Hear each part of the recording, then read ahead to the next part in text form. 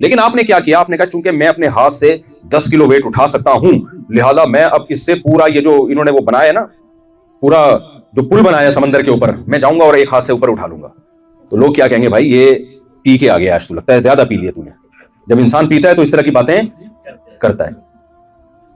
آپ دیکھتے ہو, اللہ نے دیکھنے کی صلاحیت دی. ایک آدمی کہتا ہے میں یہاں سے بیٹھے بیٹھے دیوار کے پیچھے دیکھ کے بتاؤں گا. لوگ کیا کہتے ہیں, بھائی دیکھنے کا مطلب یہ, وہ کہہ رہے میری نظر چونکہ 6x6 ہے, لہذا میں تیسرا آسمان دیکھ کے بتا رہا ہوں کہ کہاں ہے وہ. تو لوگ کیا کہیں گے, بھائی 6x6 کا مطلب بھی کیا ہے, محدود ہے, اتنی نہیں ہو سکتی کہ آپ ایک لمٹ کو کراس کر جاؤ. تو مجھے ایک بات بتاؤ, جب ساری صلاحیتیں محدود ہیں, لوگوں کا کھانے میں مقابلہ ہوتا ہے, یہ اتنی روٹیاں کھا گیا, وہ اتنی روٹیاں کھا گیا, تو جتنی بھی کھا جائے ایک ٹائم پہ آ کے اس کو بس کرنا پڑے گا کہ نہیں کرنا پڑے گا, کیونکہ آپ کے معدے میں اسپیس محدود ہے یا لامحدود ہے یا محدود ہے, تو محدود ہے. تو مجھے ایک بات بتاؤ, یہ کیسے ہو سکتا ہے کہ عقل کو جو اللہ نے صلاحیت دی وہ لامحدود دیتی ہو, وہ سب کچھ صحیح صحیح فیصلہ کر دیتی ہے, جب بھی فیصلہ کرنے بیٹھے گی ہمیشہ صحیح فیصلہ کرے گی. یہ ہو سکتا ہے کیا؟ ہر چیز میں گائیڈ کر رہی ہے. جن کے پاس مذہب نہیں ہے, اسلام نہیں ہے, وہ صحیح اور غلط کا, اس کو سیدھا کر دیں, جن کے پاس مذہب نہیں ہے, اسلام نہیں ہے, وہ ہر چیز میں صحیح غلط کا فیصلہ کس سے کرتے ہیں؟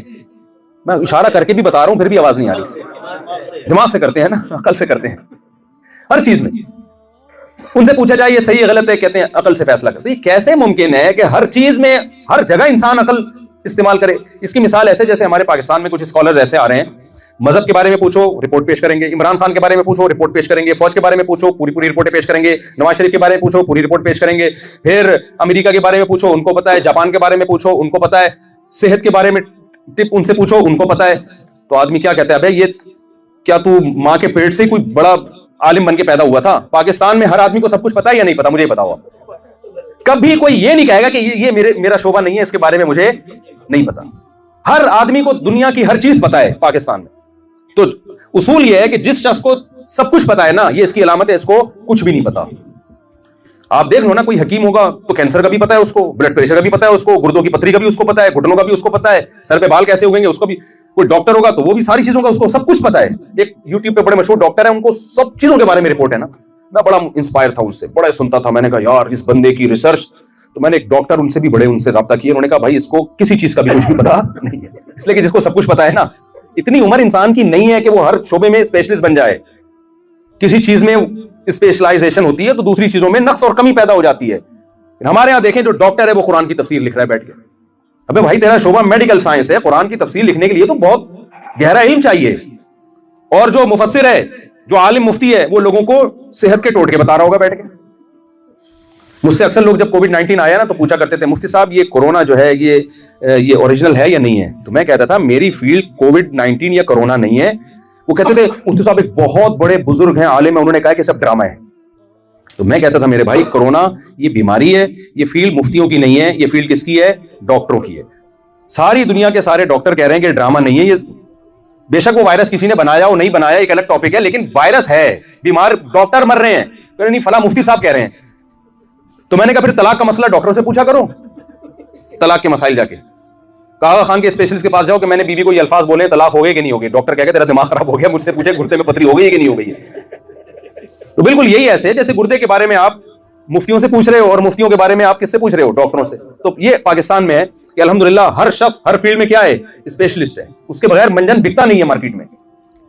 تو میں آپ سے یہ عرض کر رہا ہوں, بس یہ بات کو جلدی سے سمیٹ کے ختم کرتا ہوں کہ دیکھو عقل اتنی پاورفل نہیں ہے کہ سب کچھ آپ کو کون بتائے گا؟ عقل بتائے گی. تو آپ کو کہیں نہ کہیں ایک اسلام نے احسان ہم پر کیا کیا ہے, نہ تو یہ کہا کہ عقل استعمال نہ کرو, کیونکہ دنیا میں جو مذہبی لوگ ہوتے ہیں اکثر عقل لیس ہوتے ہیں. وہ جتنے بھی مذاہب آپ دیکھ لو وہ عقل کا بالکل استعمال نہیں کرتے. قرآن نے کیا کہا کہ تم ان پتھروں کے بنے ہوئے بتوں کے سامنے جھکتے ہو, افلا تعقلون, عقل سے کام کیوں نہیں لیتے؟ اگر قرآن ہمیں عقل استعمال کرنے سے روکتا تو بار بار یہ کہتا فلا تعقلون, عقل سے کام کیوں نہیں لیتے؟ اس کا مطلب قرآن عقل سے کام لینے کا حکم دے رہا ہے کہ جن پتھروں کو اپنے ہاتھ سے بناتے ہو تم ان کے خالق ہو, ان کو کریٹر کیسے مان رہے ہو؟ تم ان کے سامنے جھک کیسے رہے ہو تم؟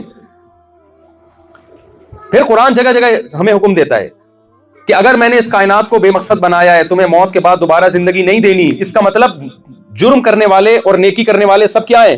برابر ہیں. تو تمہیں کیا ہو گیا؟ کیسی بے عقلی کی باتیں کر رہے ہو؟ ام نجعل المتقین کالفجار, جو نیک لوگ ہیں برے لوگ ہیں میں مار کے مٹی کر کے ختم کر دوں گا. تو یہ تو میرے اوپر الزام ہے. دیکھو دنیا کی کوئی گورنمنٹ ایسی نہیں ہے جو لا پہ چلنے والے اور لا کو توڑنے والے دونوں کے ساتھ سیم سلوک کرے. ہے کوئی دنیا کی ایسی گورنمنٹ کہ بھائی جو بھی بس جو مرضی کرنا ہے کرو, انجام سب کا سیم ہوگا؟ نہ, جرم کی حیثیت سے سزائیں بڑھتی چلی جاتی ہیں. تو اللہ کہہ رہا ہے کہ جب دنیا کی گورنمنٹ یہ کام نہیں کرتی, میں نے اگر مار کے مٹی کر کے ختم کرنا تھا, دوبارہ زندگی دے کے حساب و کتاب نہیں لینا, تو اس دنیا میں تو ہزاروں انسانوں کو قتل کرنے والے بھی ہوتے ہیں اور ہزاروں انسانوں کی جانیں بچانے والے بھی ہوتے ہیں. اس دنیا میں ایسے بھی ہیں جنہوں نے اپنے محسنین ماں باپ کو گلا گھونٹ کے جان سے مار دیا تھوڑی سی وراثت کی خاطر, اور ایسے بھی ہیں جو بوڑھے ماں باپ کے قدموں میں ہمیشہ جنت تلاش کرتے رہے. دنیا تھوڑی ان کو صلہ دیتی ہے, کوئی دیتی ہے دنیا ان کو صلہ؟ اس دنیا میں ایسے بھی ہیں, ہمارے ملکوں میں تو بہت اس طرح کے لوگ بھی ہیں, غریبوں کے منہ سے نوالے چھین چھین کے ان کو کھا گئے, لاکھوں لوگوں کے موت کا ذریعہ بنے غربت مہنگائی کر کے, اور کھربوں روپے کی جائیدادیں بنا لی, ان کا پیٹ بھر کے ہی نہیں دے رہا. کیا دنیا میں سزا ملتی ہے؟ اور ایسے لوگ بھی ہیں جنہوں نے اپنا پیٹ کاٹ کے ہزاروں کو کھانا کھلایا, ان کا پیٹ بھرا. ایسی قربانی دینے والے بھی آپ کو ہمارے ملکوں میں ملیں گے. ہر طرح کے لوگ ہر جگہ ہوتے ہیں. تو یہ کیا بات ہے کہ جو لاکھوں لوگوں سے نوالا جس نے چھین لیا وہ بھی مر کے مٹی ہو کے ختم, اور جس نے اپنا پیٹ کاٹ کے ہزاروں لاکھوں کو کھلایا وہ بھی مر کے مٹی ہو کے ختم. نہ اس کو اچھائی کا صلہ ملا, نہ اس کو برائی کا بدلہ ملا. تو دنیا کی گورنمنٹ میں تو اس دھاندلی کا چانس ہے جس خدا نے اس کائنات کو بنایا. اللہ کہتا ہے ذالک ظن الذین کفروا, یہ الزام مجھ پہ وہ لوگ لگاتے ہیں جو میرا انکار کرتے ہیں. ایسا الزام لگانے والوں کو میں چھوڑوں گا نہیں, ان کو سزا ملے گی کہ مجھے اتنا کرپٹ کیسے قرار دے دیا انہوں نے. تو یہ اللہ ہم سے عقل استعمال کروا رہے ہیں کہ نہیں کروا رہے؟ بولتے کیوں نہیں بھائی؟ کروا رہے ہیں.